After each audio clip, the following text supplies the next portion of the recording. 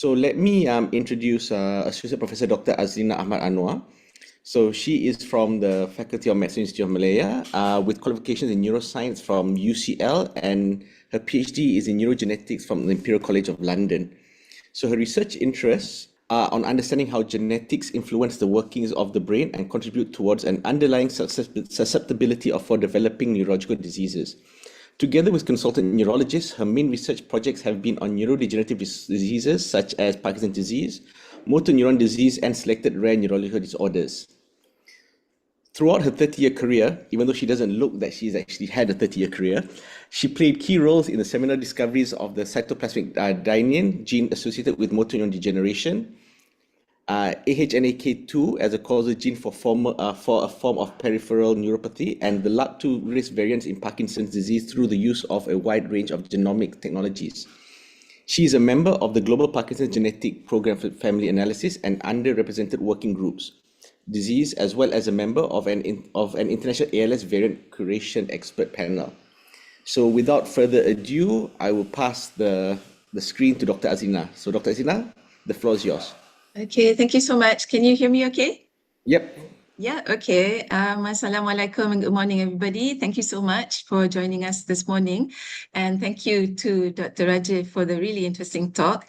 I will try to follow up and keep your interest for the next half an hour or so, sharing some of the research that I've been involved in at the faculty over the last few years. So when given the opportunity to give this talk, I thought maybe I should put it more into an angle of how we are trying to advance the representation of our ancestral groups here in Malaysia on the global neurogenetics research field, because typically and historically, as you will see, a lot of the human genomics work has been done on mainly European populations. So before moving on, I know this usually comes at the end, but I'll put it at the beginning first, just to acknowledge that actually it takes a village to do the type of work that we do on the research that I'm going to show you this morning. And of course, I must acknowledge the very dedicated consultant neurologists that we have here at UMMC, Professor Dr. Lim Shen Yang, and also Professor Dr. Tan Ai Hui, as well as many other Malaysian neurologists that we work with.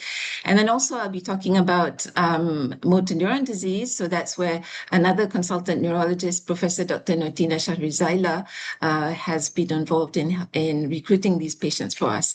And then on the right there of the screen, you can see all the very talented students that we have been so lucky to mentor over the years, and they've really been able to push the project forward.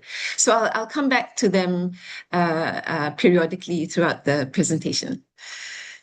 Okay, so I just wanted to start really, before we get into the human genomics, just showing you a picture of the world map here.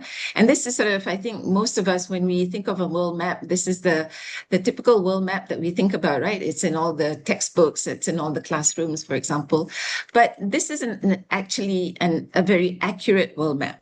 Right. And in the 1900s, there was a geographer called Arno Peters, who really took it upon himself to change this representation of the world map, because he felt that we needed to see the world more accurately. And what he argued was that the current world map that we use, or the typical world map that we use rather, tends to over-exaggerate the countries in the northern hemisphere. So you can see here, Russia looks huge, Canada and United States looks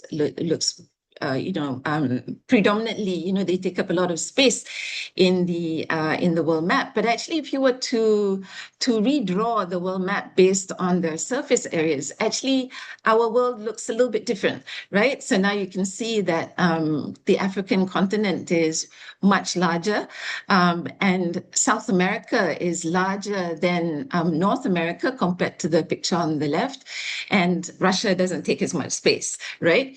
So he felt very strongly that that he needed to put forth this worldview, because if we were to use the older typical world map, that actually our worldview is at stake, right? So this kind of, skew of how we see the world also happens in human genomics research, right? So you can see that from 2009, in that pie chart, over about 96% of the human genomics research that was being published was on European ancestry.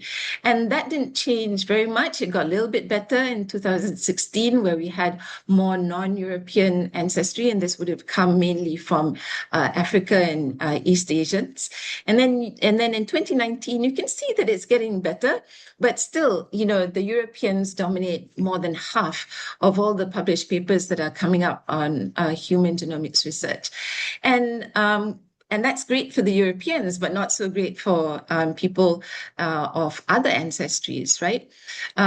The other problem is that the human genome, which was originally published or released in 2003, hasn't, or 2001 rather, was actually built on genetic data from 19 individuals from European ancestry, right? And in fact, over the years, you can see that in these reference databases, they are still predominantly from European populations. And in fact, when they do this, they are cataloging variants that are only really for 16% of the world's population. So there's a huge gap in what we don't know about what variation exists in other populations, making up 84% of the rest of the world, right? But actually, it's getting better now with continued efforts, and I don't have time to talk about it today. But if you're curious, we can touch on it during the Q&A. Okay, so here I just wanted to show you that, that the efforts to diversify populations in neurogenetics is improving. And this is a timeline that we did for a review showing the published papers that throughout the years from 2003 up to from 1997 to 2004. And you can see that the Europeans are in blue, but all the other populations are in different color. And you can see towards the end, you are seeing more and more of these other populations also being able to, publish and put their information now on the global scale. And it's actually really important to include other non-European populations in this type of research, because we know that there have been a number of key PD, Parkinson's disease genes that have been discovered in non-European populations. And in fact, a number, and you can see there on the left, for example, Parkin was first discovered in Japanese PD patients, and then the GBA1, as well as a most recent gene, the RAB32, actually really depended on having data from other global populations to validate what was originally discovered in the Europeans, just to show that these genes were really disease relevant at a global scale. So the need to include what we call these underrepresented populations is really very important in neurogenetic studies. If you were to compare some of the genetic studies that have been done in people of European ancestry and those of East Asian ancestries, of course, we're all humans, so we're not totally different. Of course, there are certain genomic loci that we share, but the Europeans don't represent all the variation that can exist in the world. And also there are certain ancestry-specific disease relevant variants that are only identified when we look at specific ancestries. So how do we ensure, right, that the global genomic diversity in neurological diseases is captured and cataloged? And this is especially important now when we're talking about targeted therapies and personalized medicine.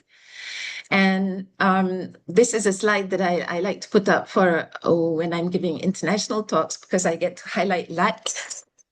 But I think it's really nice as well to show that, how diverse we are in Malaysia, and we really represent such a rich resource for genetic studies, because we have, ancestries, or many different ancestries. And actually these ancestries are relevant not just for Malaysia, but also for the Southeast Asian region, our closest neighbors, because we share very close genetic links with them. So whatever we find in the Malaysian population could possibly also be clinically relevant for them. And of course, what we find in Malaysia, for example, our Malaysian Chinese, might also be relevant to those living in mainland China. Similarly, for those, Malaysian Indians in mainland India. So it really is something that is relevant. So our findings would be relevant, right, to other PD populations throughout the world.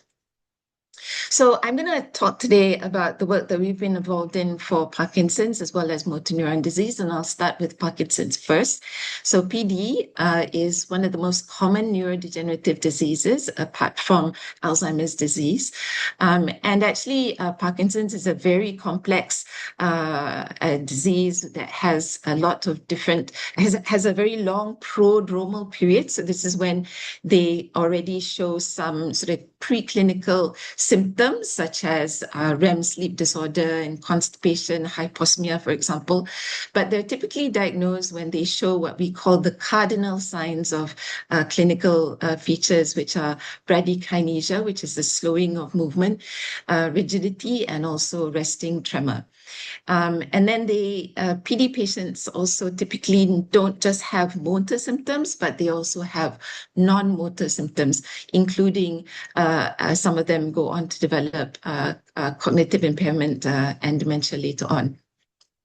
So about 90 to 95% of people develop PD over the age of 65. So it's considered a late onset neurodegenerative disease. But there is a small proportion, up to about 10%, who do develop PD before the age of 50. And these are known as early onset PD. And typically, they have a very strong genetic component. So the neurodegeneration that we see in PD is due to the death of dopaminergic neurons. And I'm so lucky to have Dr. Anwar as the moderator today, because he's also someone working in the PD field. And so then they are, unfortunately for PD, there is no cure at the moment, but there are a number of disease management approaches that are taken by the clinicians. Okay, so there are a number of different causes, and Parkinson's is a multifactorial disease, and one of the biggest risk factors is, of course, aging, the environment, your lifestyle, and also exposure to certain external factors can also trigger PD. And this is in combination with the genetics that you were born with. But today I'm going to kind of just focus on trying to understand the genetic etiology of Parkinson's disease. So you can see in the graph that I brought up here, PD there are many genes that have been associated with PD, and the ones on the top left in red are those that are, if you have a mutation in those genes, then these will typically cause early onset PD, which is a rarer form, and these are known as causal variants. But the majority of us, those that are in the 90% who develop it over the age of 65, will carry genetic risk variants. And those are the more common variants that are present in the population. And typically they don't have what we call full penetrance. So they increase your risk of getting PD, but it doesn't necessarily mean that you're going to get PD. And really, why do you develop PD is because of all these other factors in that Venn diagram that I showed you in this slide. So we're trying to understand both aspects, the genetic risk factors as well as the causal variants that are present in our Malaysian population. So I think of it as trying to solve a puzzle. And here I'll start first with the work that we've been doing for the late onset PD. So here, just sort of, theoretically, patients, a patient will carry a number of common variants in their DNA, which cumulatively can increase the risk of developing PD.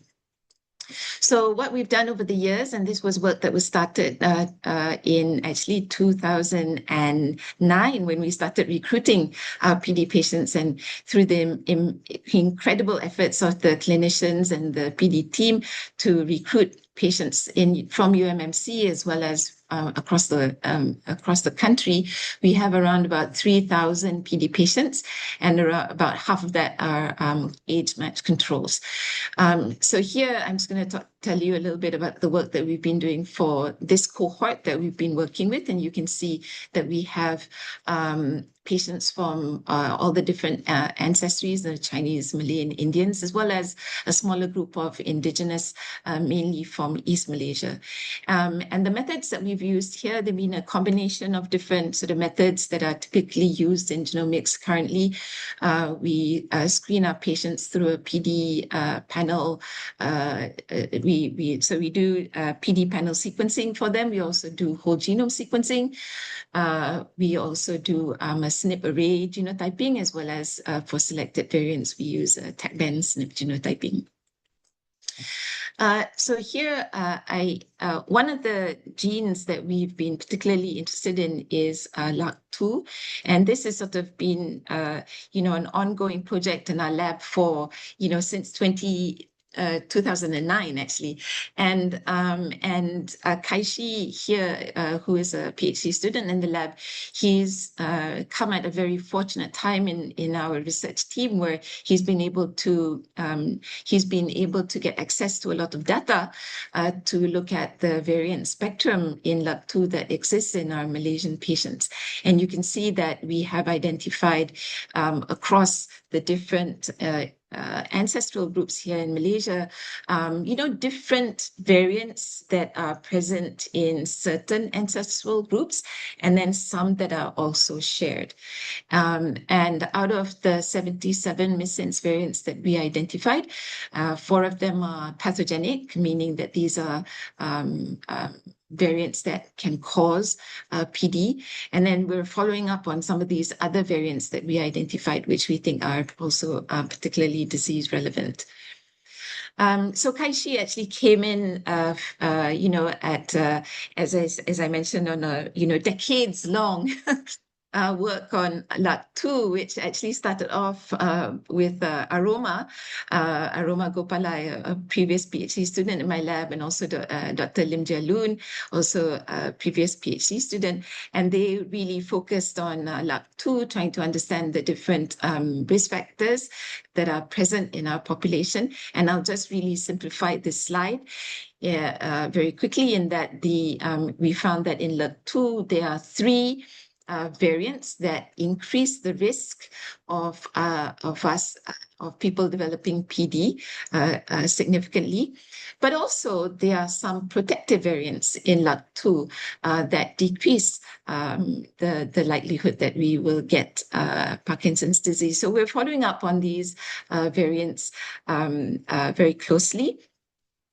And then we also were very curious to understand whether or not there could be any particular features that could be specific to, or that could be particularly prevalent in these, in the carriers of the risk variants. And this was work that was done by an MBBS student who then registered for a master's at the faculty, Dr. Goh Jun Wen. And she, together with Ai Hui and Shen Yang, they dug up all their clinical notes and came up with this wonderful graph here looking at the clinical features as well as disease progression for motor as well as non-motor symptoms for these our risk variant patients. And what we found was that our LRRK2 carriers had a fairly benign course of PD, but the carriers of this particular variant, the R1628P, had a lower risk of dementia as well as orthostatic hypertension. So this is really, very important work and really helps to inform us in how maybe we can genetically stratify our patients leading into clinical trials. The other thing that we found very interesting was for our risk variants, we also had a number of patients who carried both of these risk variants, the R1628P as well as the G2385R.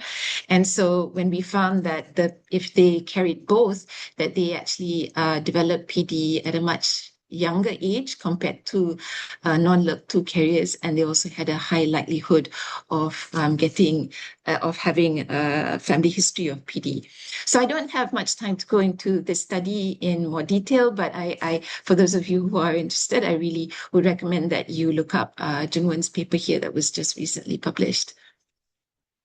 So moving on, we looked at another gene, which was part of this large puzzle that we were trying to solve. And this was a gene known as the GBA1.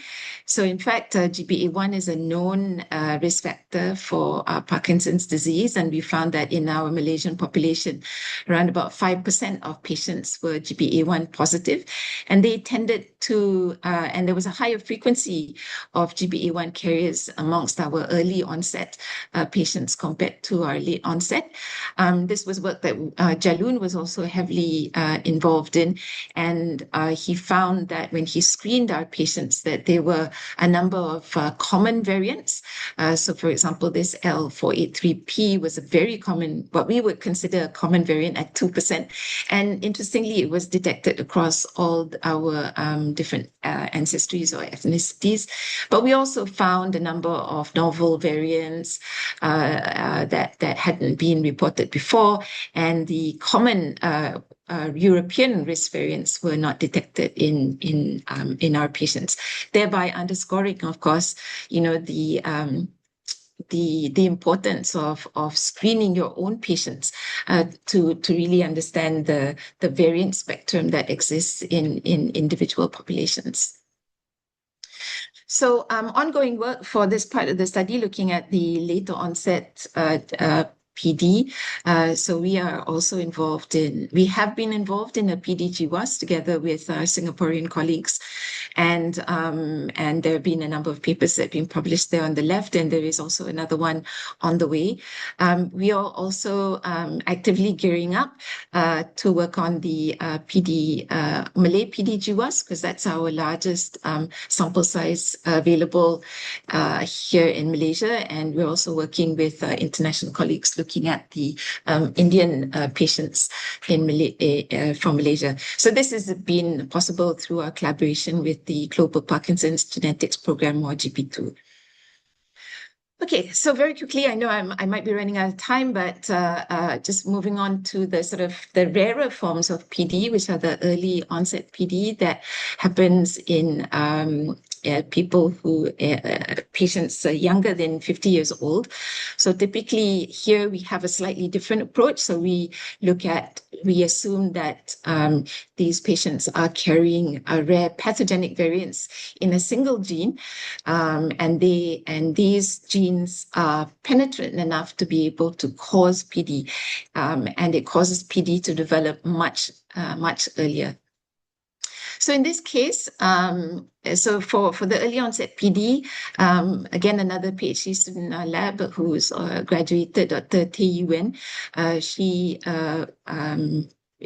we looked at 101 patients with early onset PD, and we screened them through the PD gene sequencing panel, as well as using a different assay known as MLPA to be able to pick up a different type of genomic variation known as copy number variations. And she found that when she screened these patients that we were able to pick up a number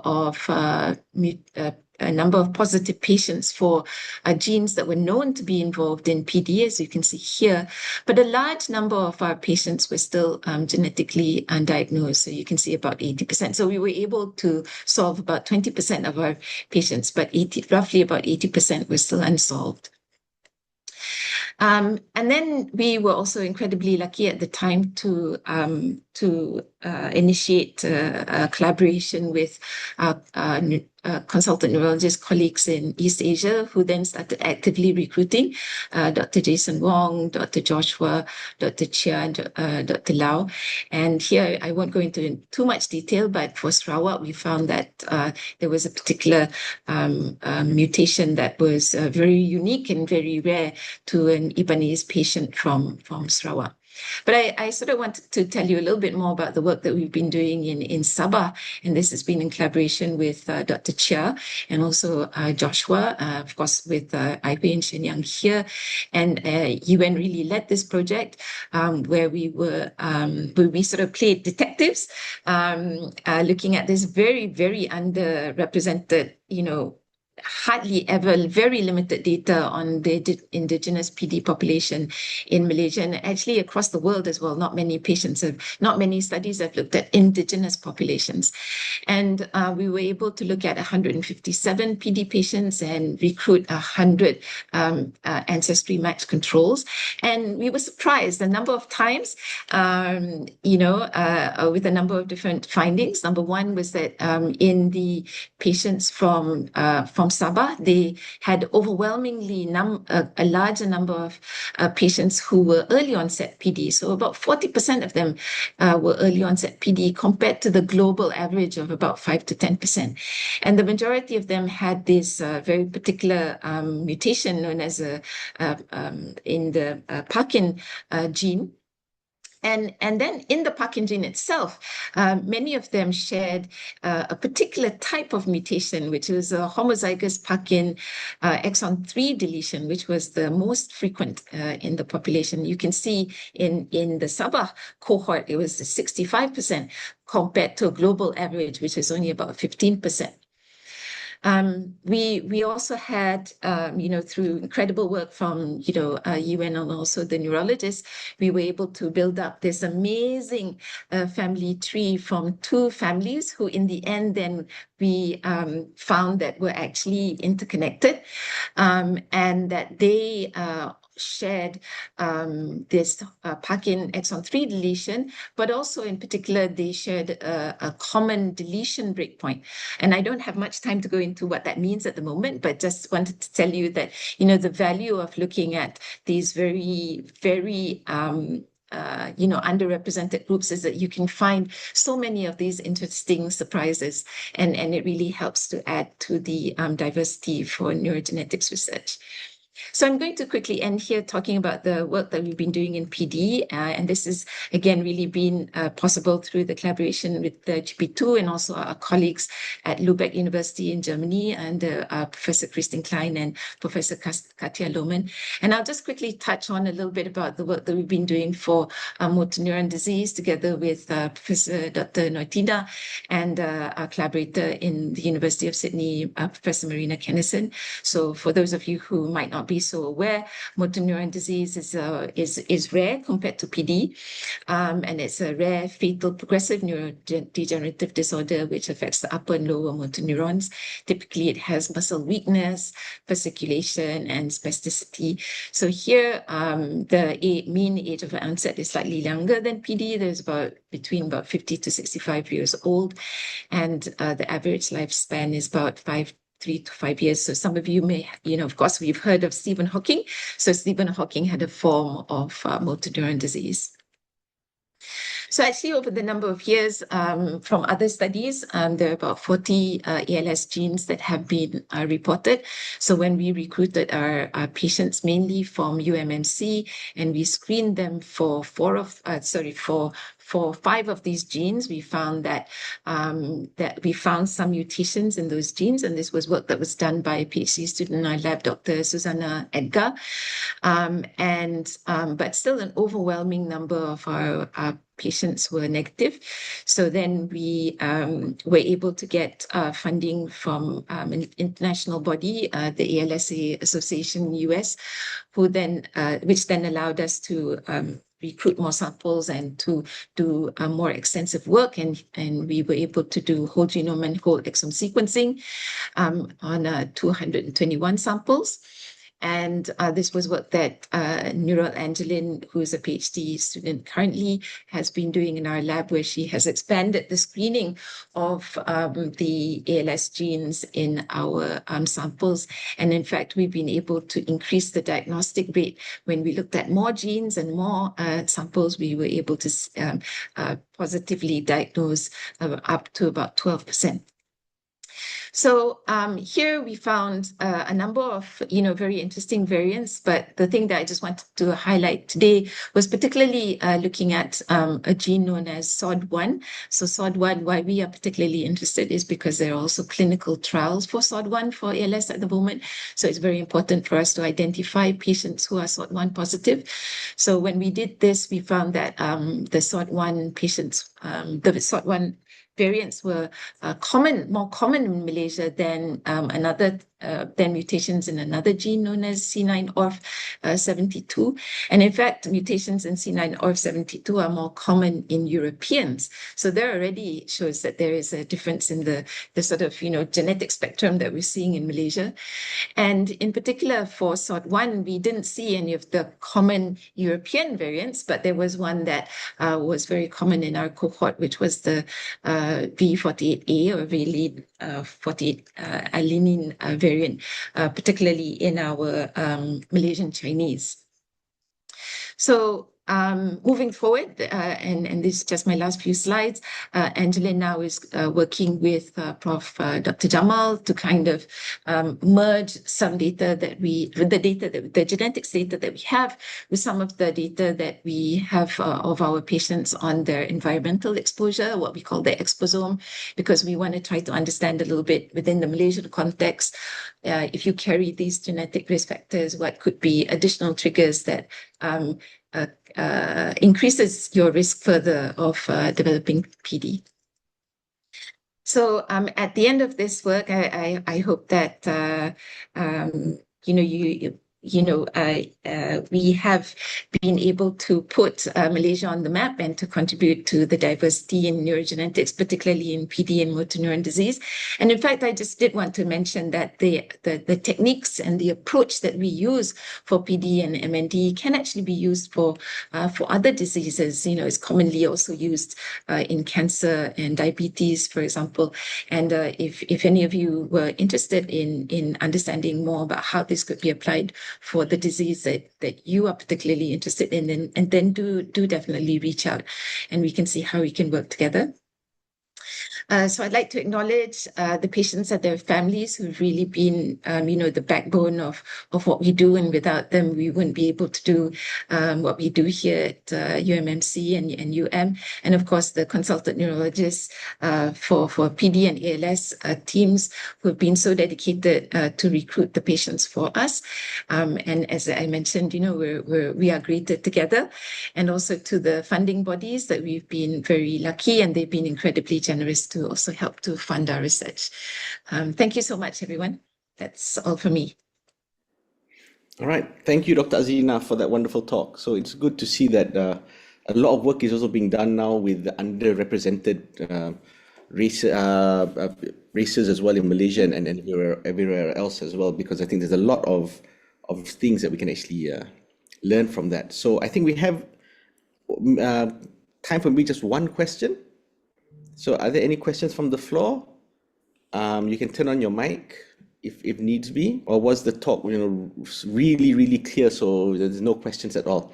All right, so I think there's no questions from the floor today. So again, I'd like to thank Dr. Azlina for the wonderful talk. I'd like to thank everyone as well for joining us today for UM at Breakfast. And just a reminder, if you need MMA CPD points, they have not been approved for this session, so you need to go to the chat and click on the form, and then they will work their magic and you will miraculously get your CPD points in your account sometime this year. All right, so if there's nothing else, thank you much, everyone, and I hope to see you guys soon. All right, everyone, Thanks, bye-bye. Anwar. Okay, bye.